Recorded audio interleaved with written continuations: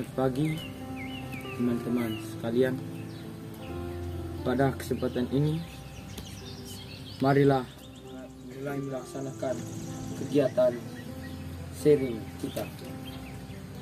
Mari kita memulai kegiatan sharing kita dengan doa pembuka. Kita berdoa dalam nama Bapa dan Putra dan Roh Kudus. Amin. Tuhan Yesus Kristus, terima kasih atas berkat-Mu kepada kami dari malam tadi hingga pada pagi hari ini. Ya Tuhan, pada pagi hari ini kami akan melakukan kegiatan kami, yaitu sharing kitab suci. Semoga yang dapat kami sharing ini dapat membuat kami untuk dapat memulai hidup baru dan dapat meninggalkan hal-hal yang buruk. Nama-Mu yang kudus dan terpuji di sepanjang masa. Amin. Dalam nama Bapa dan Putra dan Roh Kudus. Nama saya Marianus Antoni Lamat, biasa disapa Pinto, asal saya dari Momi. Lengkap saya Dominikus Augusto Longadaru, biasa disapa Dino, asal Bejawa. Baik, nama lengkap saya Petrus Julianus Nolonga, biasa disapa Julio, asal dari Bejawa. Nama lengkap saya Simon Antonio Suligai, biasa disapa Tio, asal dari Bejawa. Bacaan diambil dari Injil Yohanes. Ketika Petrus berpaling, ia melihat bahwa murid yang dikasihi Yesus sedang mengikuti mereka, yaitu murid yang pada waktu mereka sedang makan bersama duduk dekat Yesus dan yang berkata, Tuhan, siapakah dia yang akan menyerahkan Engkau? Ketika Petrus melihat murid-murid itu, ia berkata kepada Yesus, Tuhan, apakah yang akan terjadi dengan dia ini? Jawab Yesus, jikalau aku menghendaki supaya ia tinggal hidup sampai aku datang, itu bukan urusanmu. Tetapi engkau ikutlah aku. Maka tersebarlah kabar di antara saudara-saudara itu bahwa murid itu tidak akan mati. Tetapi Yesus tidak mengatakan kepada Petrus bahwa murid itu tidak akan mati, melainkan jikalau aku menghendaki supaya ia tinggal hidup sampai aku datang, itu bukan urusanmu. Marilah kita hening sejenak untuk merenungkan Injil yang telah kita baca.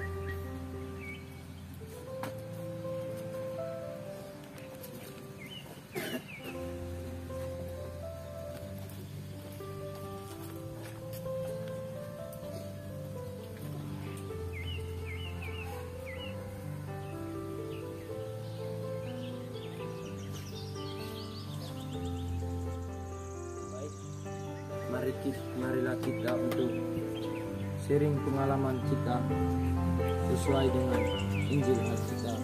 Saya terkesan dengan ayat 22. Jawab Yesus, jikalau aku menghendaki supaya ia tinggal hidup sampai aku datang, itu bukan urusanmu, tapi engkau ikutlah aku. Ayat ini membuat saya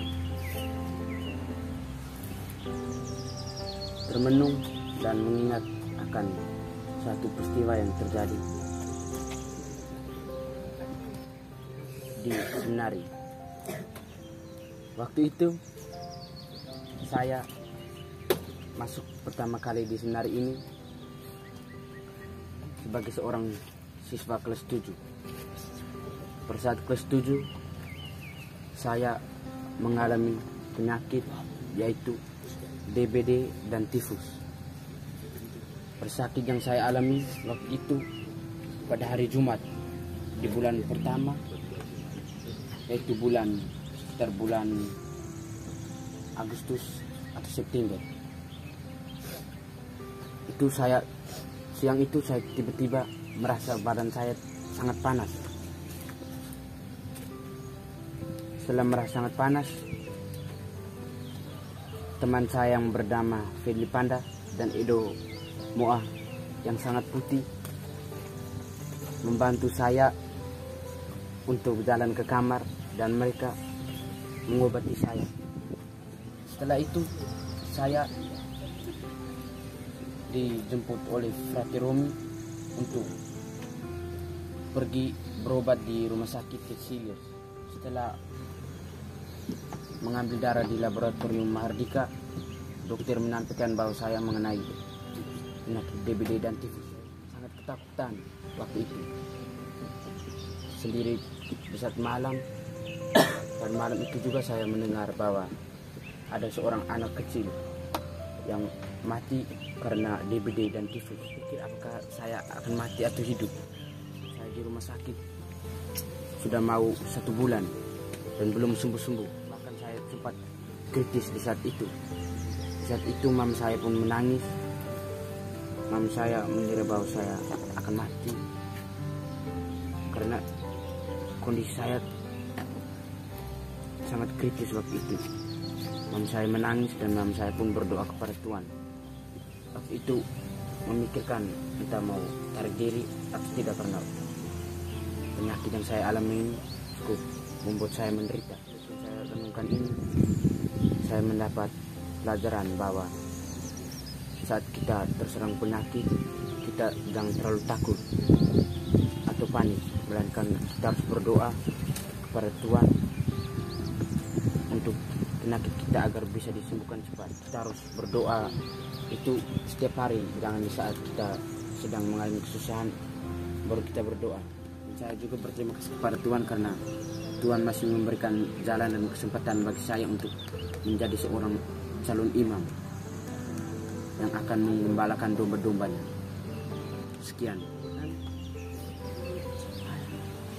Dalam seansa ini saya akan mengutip Injil, yaitu jikalau aku menghendaki supaya tinggal hidup sampai aku datang, itu bukan urusan, tetapi engkau ikutlah aku. Dalam kutipan Injil ini saya teringat waktu kelas 6 SD, saya termotivasi oleh kakak saya yang telah masuk di seminari Hokkien, yang mengatakan bahwa hidup di seminari itu sangat menyenangkan dan mempunyai banyak teman. Setelah itu, setelah UN saya langsung mendaftarkan diri di seminari dan syukur pada Tuhan saya diterima. Setelah masuk di seminari, saya merasa berbeda jauh sekali dengan situasi di luar. Beberapa bulan kemudian saya merasa sedikit tidak betah dan ingin mengeluarkan diri saya dari seminari. Tapi saya mendapat peneguhan dari tante saya bahwa hidup di seminari itu tidak selamanya harus menjadi seorang imam. Kita harus bersyukur atas pemberian orang tua dan jangan melupakan pengorbanan mereka. Setelah itu saya kembali ke asrama dan bisa bertahan sampai sekarang. Bagi saya, seminari itu adalah tempat untuk mengembangkan diri saya, untuk menjadi pribadi yang lebih baik.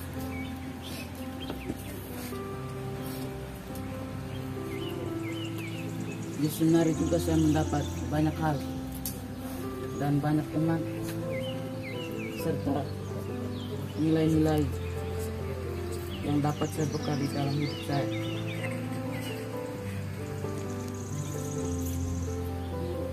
Akhir kata dari saya,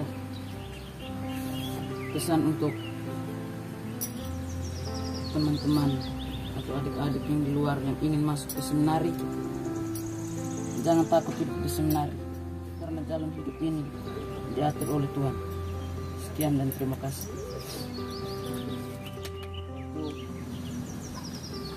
Tetapi engkau ikutlah aku.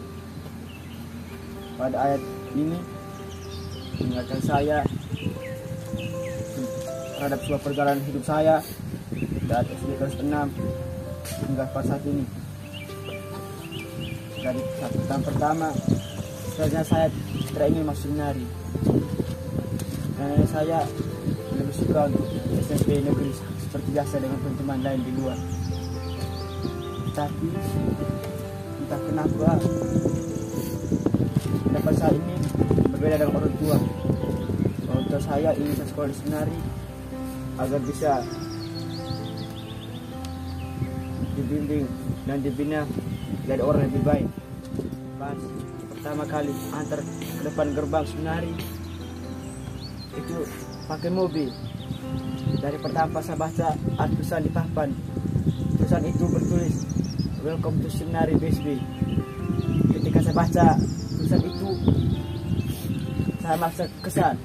Dan pada waktu itu juga secara serentak saya ingin keluar dari mobil, saya ingin lari. Tapi sabun bapak waktu itu, hari kami dua sudah dalam mobil. Dan bapak dia pegang setangan. Terus dia hanya omong satu kalimat saja. Dia bilang, kalau saya tidak lulus di sini, saya jangan pulang ke rumah. Kalau saya lulus di sini, berarti saya harus meninggalkan semua kesenangan. Saya harus meninggalkan satu teman-teman yang sudah dari saya kecil hingga saya SD kelas 6 yang sudah bersama saya. Dan selalu menghibur saat saya sedang sedih. Saya selalu ada bersama saya saat saya senang. Saya juga harus meninggalkan orang tua, kakak adik, serta keluarga. Memang meninggalkan mereka merupakan hal yang berat. Tapi setelah saya merefleksikan, ternyata untuk mengikuti Tuhan, kita harus bisa melepaskan semua ikatan yang mengikat di badan kita. Saat 1 minggu 2 minggu pertama, itu saya banyak kali sore-sore itu ke kelas, itu hanya duduk menangis. Hanya ingat kembali saya punya masa lalu, saya punya kenangan dengan teman-teman. Setiap sore itu kayak pemain bola. Tapi kalau di seminari, sore harus di studi, belajar di kelas. Waktu itu teman juga mulai banyak. Ada yang dari Lantuka, Bomere, Ende, ada juga dari Kupang, dan sekarang mereka sudah keluar. Mereka itu selalu nasihati saya. Mereka juga selalu membantu saya agar bisa bertahan. Tapi saya tetap merasa sedih dan sempat untuk memutuskan untuk keluar dari seminari. Tetapi dari peneguhan orang tua, saya pun betah hingga pada saat ini. Saya juga mau berterima kasih kepada para bapak ibu guru, para romo, para prater, teman-teman semua yang telah memberi peneguhan kepada saya untuk terus menapaki jalan panggilan tempat ini. Kita mengalami kesedihan, janganlah kita cepat berputus asa atau sedih hati, karena mungkin kesedihan itu adalah salah satu dari jalan yang telah Tuhan tentukan kepada kita. Tetapi di saat akhir kehidupan kita nanti, kita akan memperoleh kebahagiaan. Pada saat saya kelas 4 SD, saya mempunyai cita-cita untuk masuk ke seminari. Pada saat setelah ujian nasional kelas 6, saya testing di Mataloko. Saya tidak gol. Dan pada saat saya sangat bersyukur kepada Tuhan bahwa saya bisa sekolah di seminari ini. Pada saat saya masuk pertama kali di seminari ini, itu diantar oleh ibu saya. Saya lihat teman-teman yang lain, ada yang menangis, tetapi saya merasa biasa-biasa saja, karena saya tahu bahwa sekolah di seminari itu jauh dari orang tua, dari kakak adik, dari teman-teman semua, dan dari kesenangan-kesenangan duniawi lainnya. Pada saat saya kelas 7, tanggal 7 Agustus 2018, saya dilanda kedukaan karena ayah dari ibu saya meninggal dunia. Setiap suka dan duka kita harus melewati dengan senyuman. Terima kasih atas sharing yang dibawakan oleh ketiga teman saya. Mari kita tutup kegiatan kita ini dengan doa penutup yang dipimpin oleh saudara Rito Lama.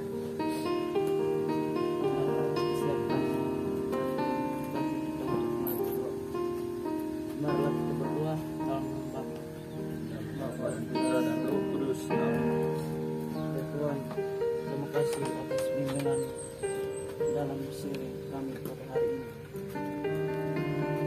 Semoga apa yang telah kami sharingkan bersama dapat menjadi pelajaran hidup kami agar untuk kedepannya lebih baik lagi dan dapat terwujudnya cita-cita kami untuk menjadi seorang imam. Nama yang kudus kami puji hingga sepanjang masa. Amin.